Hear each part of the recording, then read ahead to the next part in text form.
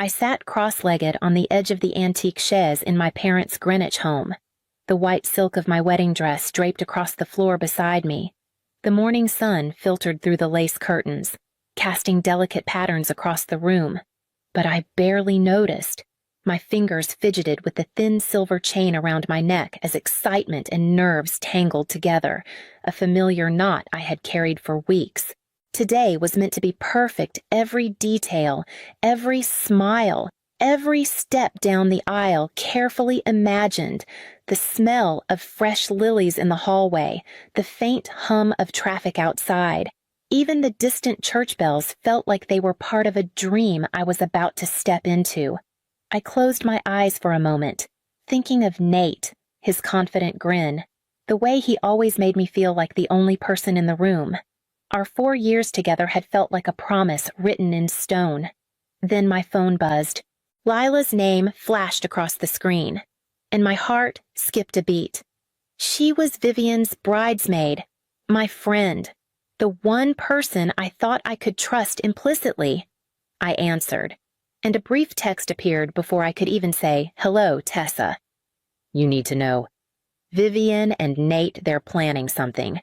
Don't ignore this." I froze, the lilies suddenly smelling faintly sour. My stomach dropped, nausea curling around my ribs. This couldn't be real. Vivian, Nate. Together. The words didn't make sense, and yet the tremor in my hands said otherwise. I sank onto the chaise, my dress slipping further across the floor, my mind racing through every interaction I had ignored, every sly glance I had dismissed. I drew in a shaky breath and tried to steady myself, knowing that before the church doors opened, I needed to decide how to face the storm that was quietly settling over my perfect morning. The next text from Lila would change everything, and I knew I couldn't ignore it. I pressed play on Lila's voice note, my thumb trembling against the glass of my phone. Her calm, deliberate tone filled the quiet room, each word cutting sharper than I expected. "Tessa, I'm so sorry you're hearing this way, but Nate, he's planning to leave you after the wedding. He's been seeing Vivian, and they're using your trust fund to cover their plans. You deserve to know before it's too late." The words sank like lead, dragging memories and doubts to the surface. I remembered last month when Nate forgot our anniversary, the way he laughed at something Vivian said during dinner, brushing off my questions. I had convinced myself it was nothing, just sibling banter, playful teasing. Now those moments felt like pieces of a puzzle I had refused to see. My fingers tightened around the phone. Shock made my chest ache. Heartbreak tangled with disbelief, leaving a hollow, bitter space inside me. I ran through every encounter I had shared with them, every text, every glance, every unspoken joke, and suddenly it all felt tainted. How had I missed it? How could someone I trusted, someone I thought loved me, betray me so completely? Anger followed quickly, hot and fierce. I stood abruptly, pacing the room, gripping the edge of the chaise for balance, my mind racing. I pictured Nate's smug smile, Vivian's confident eyes, and the thought of them together in secret made my stomach twist. I was angry at them, at myself for trusting, at the cruel timing of this revelation. The voice note ended, leaving a ringing silence that felt heavier than any words. I knew I couldn't ignore it. Decisions had to be made, plans had to shift, and I had no time to waste. Every second that passed brought the wedding closer, and with it, the moment when truth and deceit would collide. I set the phone down, breath shaky, realizing that before the ceremony, I would need a plan sharp enough to confront both of them. I dialed Vivian's number, my fingers stiff, heart hammering as I waited for her to pick up. When she answered, her voice was light, playful even, as if nothing in the world could touch her. "Tessa." Finally getting ready, I swallowed the bile rising in my throat. "Vivian, we need to talk. Now." My tone was sharper than I intended, but there was no room for politeness. There was a pause, Then laughter, small and dismissive. Tessa, what are you talking about? You're nervous. That's all. I don't know what you're imagining. You know exactly what I'm talking about, I said, letting my anger rise. Nate, the trust fund. Lila warned me. I know everything. Her laugh turned brittle, a tremor undercutting the confidence she always wore. You're overreacting. This is ridiculous. I would never. She trailed off, caught between denial and the flicker of guilt in her eyes. I clenched my jaw. There was no reasoning with her, no subtle confrontation to untangle this betrayal. My mind shifted to a plan I had been hesitating to consider, one bold enough to expose both of them in front of everyone. I had been imagining it for minutes, but now it became real.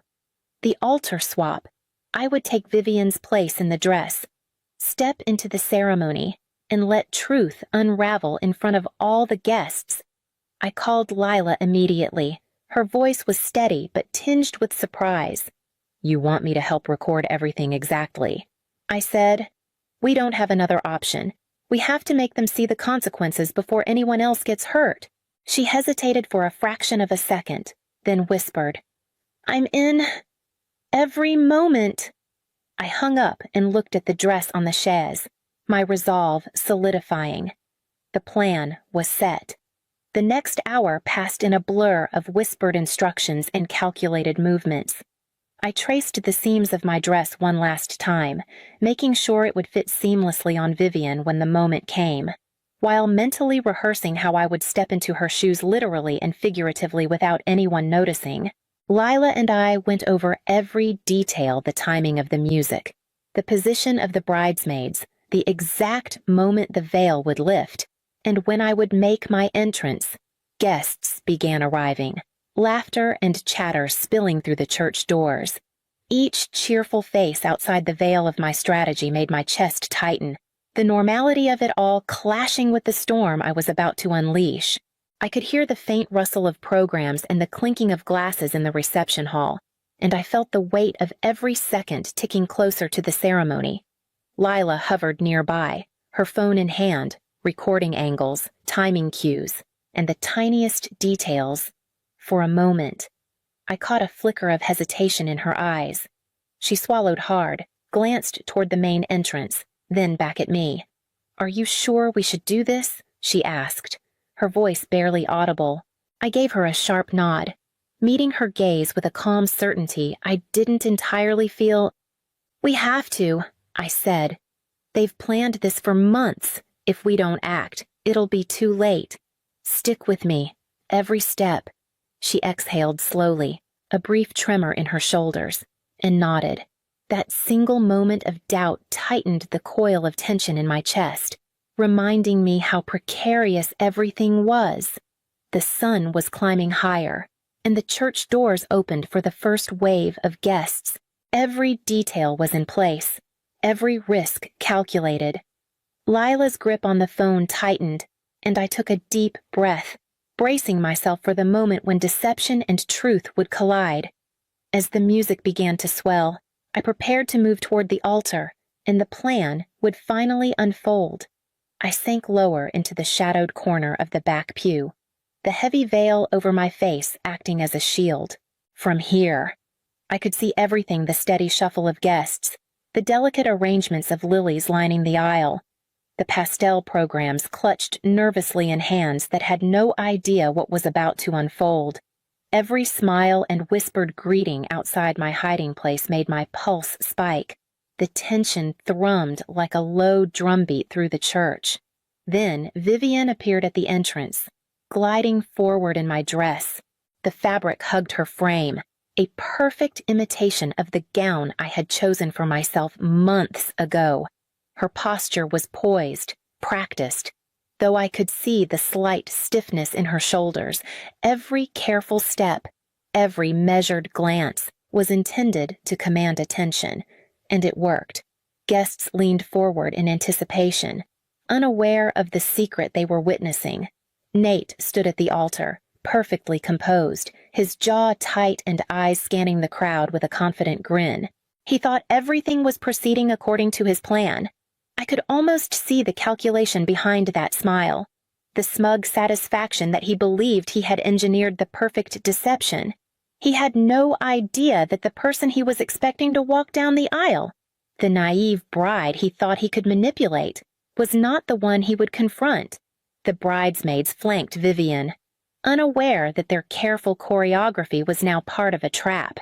Lila's phone remained discreetly angled, recording every footstep, every gasp from the audience that had yet to notice the truth simmering beneath the surface. I could feel the adrenaline tightening in my chest, coiling like a spring, as I waited for the exact moment to intervene. With every step Vivian took, the tension mounted. Every quiet breath I drew reminded me how close we were to the turning point, the instant when the carefully constructed illusion would shatter. The moment was nearly here, and I knew that as the veil lifted, the truth would strike like a hammer. Chapter 6. The Reveal. The music swelled as Vivian reached the altar, her hand trembling slightly around the bouquet I had chosen for myself. Guests leaned forward, smiles bright and oblivious, while Nate's eyes gleamed with satisfaction, certain that his scheme had succeeded. I held my breath, waiting for the exact moment, my fingers tightening around the edge of my veil. Then I rose, slowly, deliberately, stepping from the shadows of the back pew into the aisle. Gasps rippled through the congregation as heads turned, and a hush fell over the room. I could see the flicker of confusion in Nate's eyes, the sudden shift in Vivian's confident smile as she realized I was here, fully aware of every detail of their betrayal. Lila's phone stayed steady, recording the entire scene. I pressed play on the voice note, letting Nate's own words echo through the historic church. After the wedding, I'm done with Tessa. Vivian and we have plans. The trust fund, the apartment. It's all hers with me. She won't suspect a thing. The room went still. Whispers rose into murmurs, cameras tilted, phones lifted.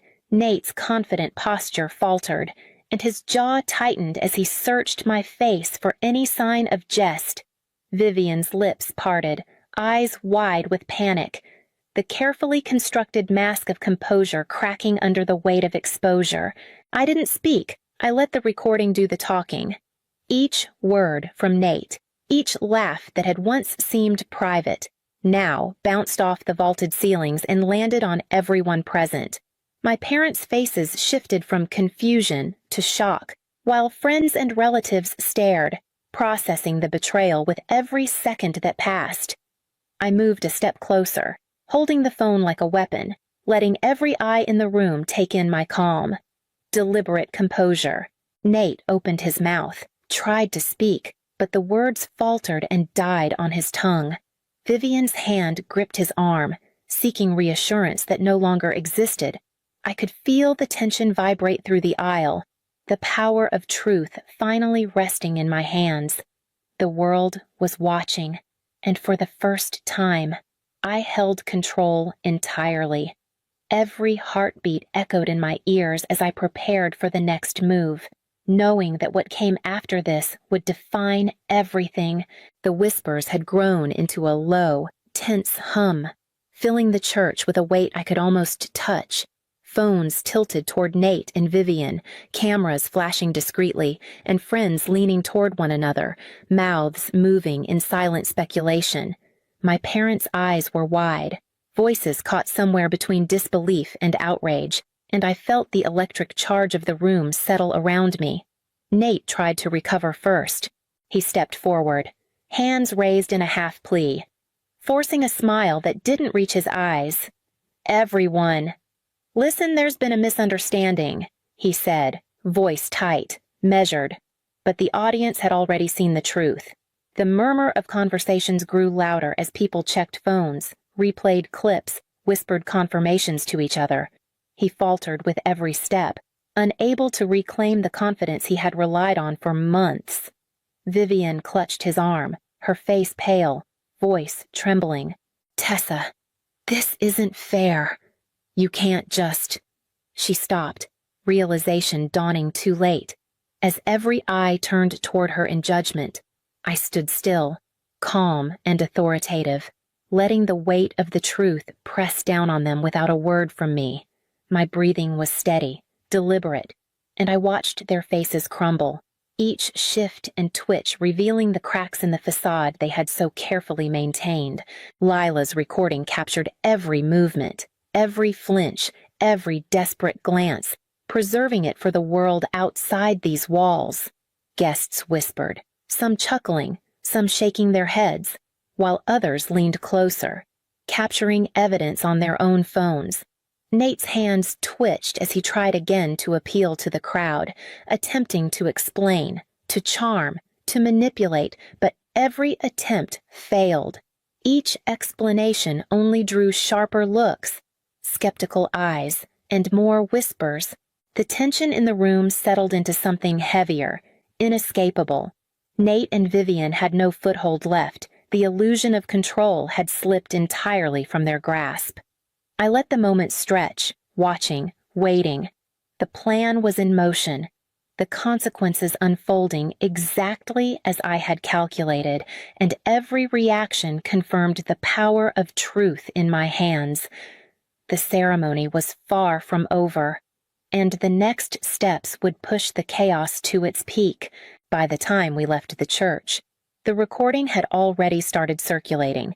Guests uploaded snippets. Whispers turned into notifications, and every phone in the room seemed to carry a fragment of Nate and Vivian's betrayal. I watched from a distance as the first wave of comments rolled in, my phone buzzing with alerts. The words on the screen were sharp and immediate shock, disbelief, outrage, and amusement all mixed together.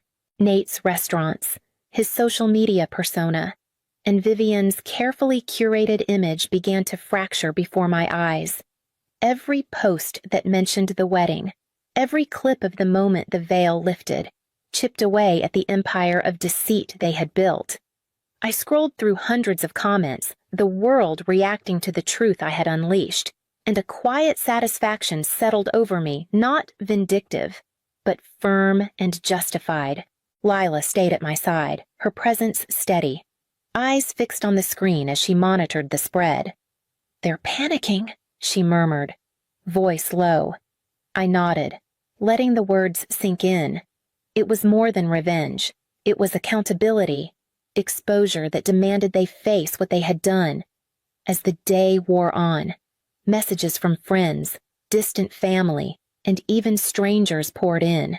People were dissecting the video, debating every gesture, every word. Nate's attempts to charm or explain himself online were met with ridicule, skepticism, and the undeniable truth of his betrayal.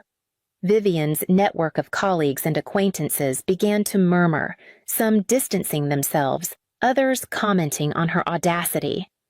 Sitting back, I allowed myself to reflect. Justice and revenge are often confused, but this was different. It wasn't cruelty or pettiness. It was the exposure of truth, the reclaiming of control over my own story. Every notification, every repost reminded me that the power of integrity outweighs deceit. By evening, the viral momentum had grown unstoppable. My chest felt lighter, my mind sharper, and the realization that I had taken command of the narrative began to crystallize. The storm they had created for me had now turned entirely in my favor, and the next chapter of confrontation would take place on both personal and public stages. The following evening, my parents insisted on a family gathering at our house, claiming it was time to sort everything out like adults. Vivian and Nate arrived together, faces carefully composed, as if rehearsed apologies could erase months of deceit. I sat at the head of the table, my posture deliberate, eyes steady, letting the tension settle over the room. Vivian spoke first, her voice tight but measured. "Tessa, this wasn't supposed to happen. I never wanted anyone to get hurt. We made mistakes." "Yes," but I raised a hand, cutting her off before she could weave excuses. "Mistakes. You call planning to steal my fiancé and exploit my trust fund a mistake. The words landed like steel, echoing in the silent room. Nate tried to intervene, his tone conciliatory. Rehearsed. Tessa, you have to understand, it wasn't like you think. There are circumstances. Pressures? I shook my head. Circumstances don't justify betrayal, and no amount of charm will cover up months of lies. Today, nothing you say changes the truth. Your actions speak louder than your words, and they've already spoken to everyone who mattered. My parents exchanged uneasy glances, caught between family loyalty and the undeniable reality. Friends who had witnessed the viral fallout from the wedding lingered just outside the conversation. Lila included, her presence a quiet reinforcement of the evidence and my authority. I could see her subtle nods, a silent agreement that the truth I presented was final and irrefutable. Vivian's eyes shimmered with unshed tears, her composure cracking, while Nate's jaw tightened, futile words dying on his lips.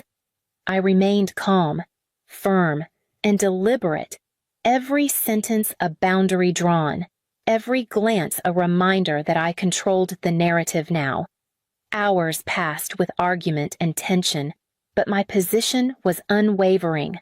By the end, both Vivian and Nate had nothing left to offer, their defenses dismantled. I leaned back, letting the weight of the confrontation settle, knowing that the resolution wasn't about punishment, it was about defining my limits, my boundaries, and my life moving forward.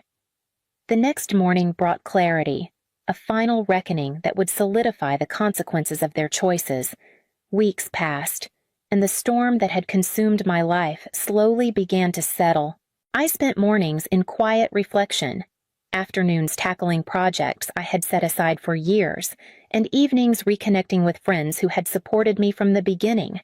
Each day felt like reclaiming a small piece of myself, a deliberate act of rebuilding the life that Vivian and Nate had tried to manipulate. The apartment I moved into felt like a sanctuary, modest but entirely mine. I arranged the furniture, placed books and photographs, and watched the sunlight move across the floor in the late afternoon, grounding me in the reality I had chosen for myself. I no longer measured happiness by approval from others or the presence of those who had betrayed me. Control over my own decisions became the truest measure of freedom.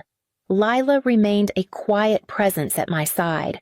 We spent long evenings talking, laughing, and sharing the small victories of everyday life. The trust that had bound us during the chaos had only deepened, subtle gestures and shared silences forming the foundation of something real. There was no rush, no expectation, only the steady building of a connection rooted in loyalty and understanding. I reflected often on the events of the wedding and the weeks that followed. Betrayal had attempted to destroy me, but courage, intelligence, and strategic action had allowed me not only to survive, but to thrive. I had reclaimed my story, defined my boundaries, and taken ownership of the narrative that mattered most. And as I looked toward the future, I understood that the strength born from this experience was mine alone, unshakable and irrevocable. The lessons learned and the life rebuilt were only the beginning of what I was capable of achieving.